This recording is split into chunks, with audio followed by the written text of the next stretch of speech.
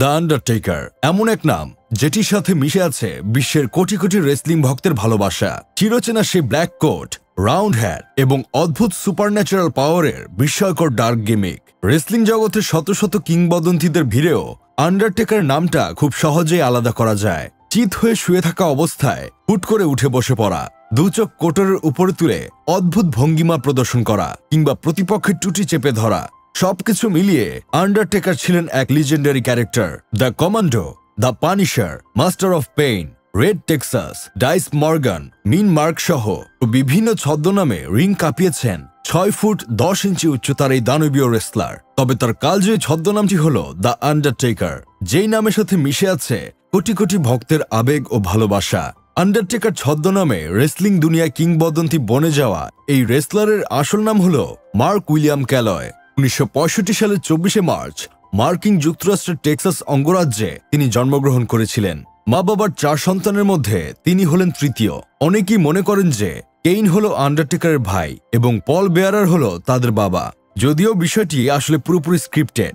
মূলত WWE এর story লাইনের অংশ হিসেবে আন্ডারটেকারকে কেইনের ভাই ও পল বেয়ারের ছেলে সাজানো হয়েছিল।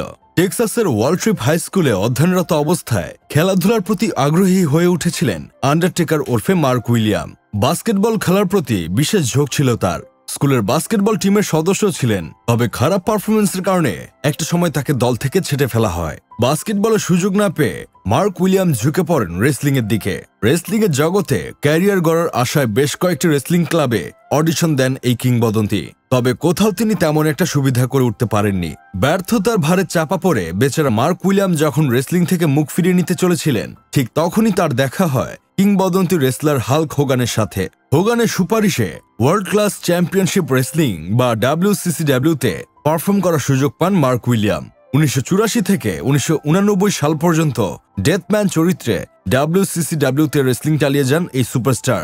এরপর তিনি WCCW ছেড়ে WCW তে রেসলিং করা শুরু করেন, যেখানে তিনি মার্ক কেলাস ছদ্মনামে রিংয়ে নামতেন।